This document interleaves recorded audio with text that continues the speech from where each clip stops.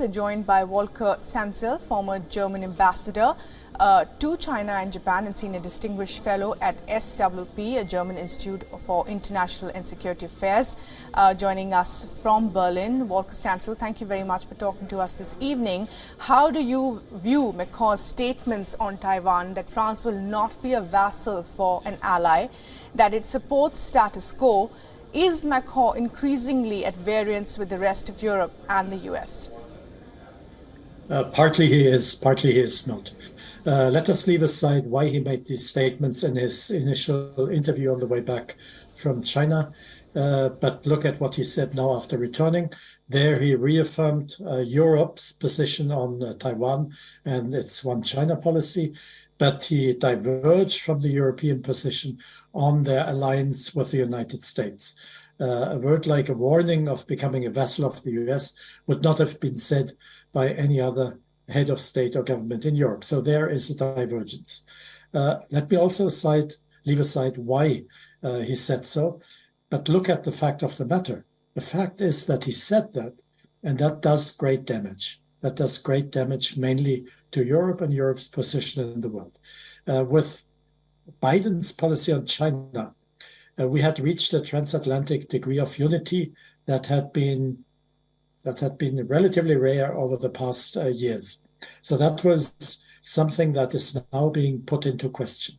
With the Ukraine crisis, even more so, President Biden achieved transatlantic unity, and beyond that, Europeans united after the United States. So that is also has been a great advantage, a great bonus for us. And that also, by way of that vassal terminology, is put into question.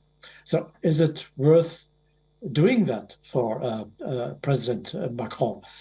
He brought back money, 15 billion euros, contracts concluded with China. And he has made statements which put him in a line with Charles de Gaulle, former French president, who also diverged on the common policy, transatlantic policy with the United States. But does it bring him anything back home? I think there's much reason to doubt.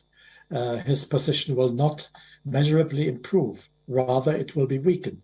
So the bottom line, I think, for me is that because of France falling out of line, we have lost one of the most important partners inside the European Union. And that does damage, additional damage, to us Europeans standing together. I see this as a grave risk, and I wonder what France will do to heal the wound. Mm-hmm. Right. And of course, Macron is also facing domestic issues. Business certainly is on his mind.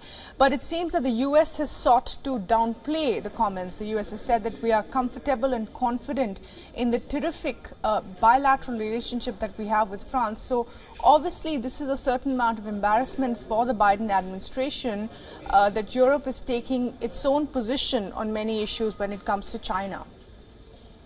Mind you, it's not Europe, it is France here. And again, I don't want to speculate about the particular reasons that President Macron had to do this right now after meeting 3 hours with President Xi Jinping. But it does damage. It is embarrassing, not because Europe is falling out with the United States, but because France is falling out with the United States. And thus it is an embarrassment for the rest of European countries as well. Right, Victor Stansel, thank you very much indeed for joining us with your comments there on the French President Macron's latest statements on China and Taiwan.